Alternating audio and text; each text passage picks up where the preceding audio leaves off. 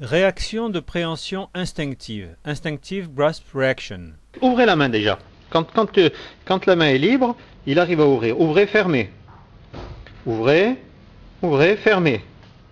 Par contre, dès qu'on lui met quelque chose dans la main, allez-y, mettez-lui par exemple votre doigt, il prend et ouvrez ici, ouvrez, ouvrez, il n'y arrive plus. Vous n'arrivez plus là. Vous avez du mal. Voilà. C'est ça? Hein, dites-nous ce que vous ressentez. Je ne peux pas ouvrir. Vous ne pouvez pas ouvrir. Donc voilà. Donc pour ouvrir, donc on écarte un peu le pouce. Ça inhibe un peu les. Ça inhibe un petit peu les fléchisseurs. Et à ce moment-là, ouvrez la main. Et là, il arrive. Et maintenant, allez-y, refaites-le. Ouvrez la main. Fermez. Ouvrez. Fermez. Fermez. Voilà. Ouvrez complètement la main. Si je vous mets mon doigt ici, essayez, restez ouvert. Restez ouvert, voilà. Travail contre résistance. Restez ouvert. Restez ouvert. C'est comme ça qu'on le refait. Ouvrez encore. Ouvrez encore. Malgré que je touche, ouvrez encore. Relâchez. Donc tu vois, il commence à contrôler. Ouais. Commence à contrôler. Fermez un peu plus. Fermez la main. Ouvrez un tout petit peu. Ouvrez, ouvrez, ouvrez, ouvrez malgré que j'ai main. Ouvrez à fond. Ouvrez encore. Voilà, c'est ça qu'il faut faire. Hein, c'est comme ça qu'on travaille. Dans ces exercices, on se sert de la réaction de préhension instinctive comme d'une résistance. Allez-y, ouvrez la main. Ouvrez la main. Ouvrez encore, ouvrez, pensez à ouvrir. Voilà, très bien. Le pire, je crois que c'est entre le pouce et l'index. Alors, pouce et l'index. Faites le pouce et l'index comme ça. Attends, fais-lui faire d'abord. Faites le comme ça, là. pouce index. Voilà, ici. Ouvrez maintenant la main. Maintenant, ouvrez. Là, il a plus de mal. Voilà. Essayez d'ouvrir une fois que vous l'avez fait. Allez, et le pouce en l'air. Et parce qu'il s'auto-facilite là. Essayez de mettre la main comme ça et d'ouvrir maintenant. Voilà. Revenez pouce index.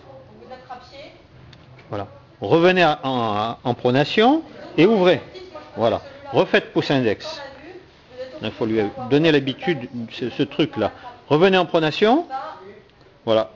Ou en supination, comme vous voulez. C'est bien. Le trou, c'est de trouver un dérivatif en quelque sorte psychologique. Revenez. Ouvrez en tournant la main. Voilà. Ouvrez. Souvent, il n'arrive plus à lâcher une fois qu'il a pris un de ses vêtements. Essayez d'ouvrir là maintenant et de lâcher en tournant la main à droite à gauche. Essayez de faire comme ça avec la main. Faire voilà et voilà et ouvrir la main. Voilà, voilà. Ouvrez, ouvrez, ouvrez. Voilà, c'est bon, c'est parti. Voilà. On va refaire. Revenez ici, serrez, serrez, serrez, serrez comme il faut. Maintenant, essayez d'ouvrir. Essayez d'ouvrir ici. Ah, ça y est, ça y est. Ça y est, ouvrez, ouvrez, ouvrez complètement la main. Ah. Mettez la paume vers le haut, là, comme ça. Tournez votre main. Voilà, et ouvrez, et portez la main devant vous. Mettez la main comme ça devant vous, là. Hop, on tourne la main. Il n'arrive pas. Ah, vous n'arrivez pas pour l'instant. Ça reste bloqué. Essayez de tourner, ça vous arrivez à le faire. Dans les deux sens, et quand il est vers le bas, ouvrez maintenant la main. Ouvrez la main complètement. Non, il revient. Hein? Essayez encore. Ah, c'est pas encore acquis. Hein? Essayez ici. Tournez encore. Là, je vous le tourne passivement. Tournez dans l'autre sens. Dans l'autre sens, et là, ouvrez la main. Allez, encore. Ah, il a du mal. Il a du mal. Donc, je suis obligé, là, ici, d'utiliser la facilitation. Ouvrez les doigts. Ouvrez les doigts ici. Peut-être qu'il est pas voilà. Ne regardez plus. Relâchez-vous. Pliez le poignet un peu. Comme ça. Voilà. Voilà. Relâchez. Voilà. Ouvrez les doigts maintenant. Ouvrez les doigts. Allez, allez, allez encore. Encore, pensez à ouvrir. Pensez à ouvrir. Allez, encore, on ouvre, on ouvre. Voilà. Pensez à ouvrir. Voilà. Maintenant, enlève ta facilitation. Le moins de facilitation possible, hein, toujours. Refermez. Ouvrez. Fermez. Ouvrez. Ah, dès que ça touche, il n'arrive plus à ouvrir. Voilà. Retournez à droite à gauche, comme on a fait tout à l'heure. En pronation. Hein, tournez la main comme ça. Voilà, c'est bien. Ouvrez maintenant complètement. Et restez ouvert. 1, 2, 3, 4. Plus ouvert encore. 5, 6, 7, 8, 9. Le chronométrage et la connaissance des résultats permettent d'augmenter les influx en extension. Il ne faut pas confondre la réaction de préhension instinctive avec le grasp réflexe. La réaction de préhension instinctive est déclenchée par un stimulus statique. Elle se rapproche de la réaction de tâtonnement instinctif parce que le sujet quelquefois tâtonne avant de tenir. Le grasp réflexe, il est déclenché par des stimuli répétés, proprioceptifs, des réflexes d'étirement. Il est en rapport avec la spasticité. Essayez d'ouvrir là à nouveau. Tournez la main en dedans, en dehors. Voilà, très bien.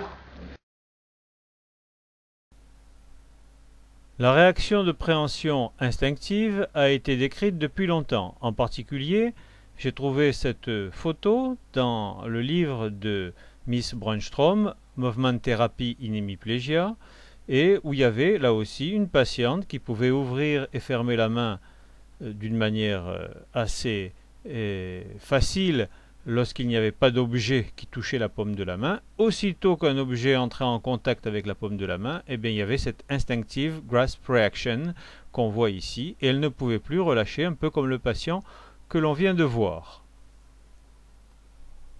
Dans le livre de Brunstrom, on trouve également la réaction d'évitement instinctif.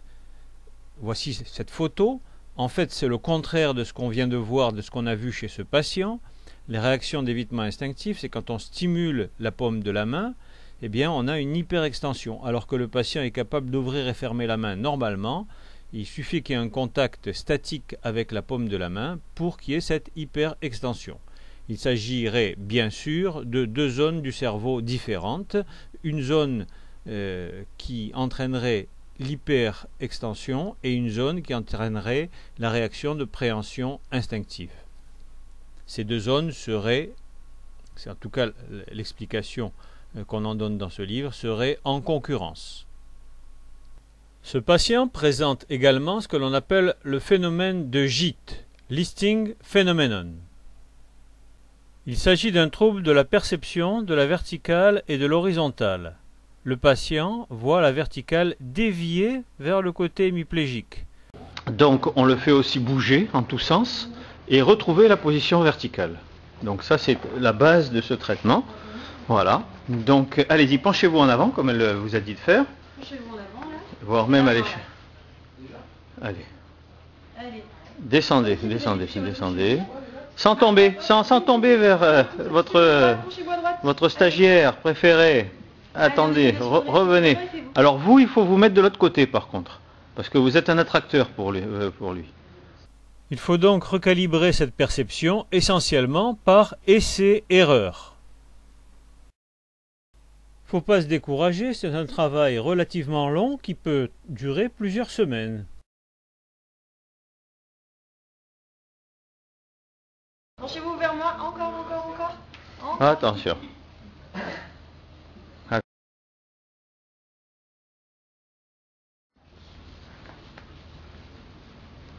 Voilà. Revenez ici maintenant. Voilà. Restez là.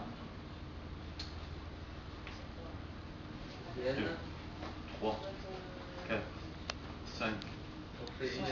Main ici. Et de manière toucher ma main ici. Revenez. Restez là. Ne vous laissez pas entraîner par là. Voilà. Ici encore.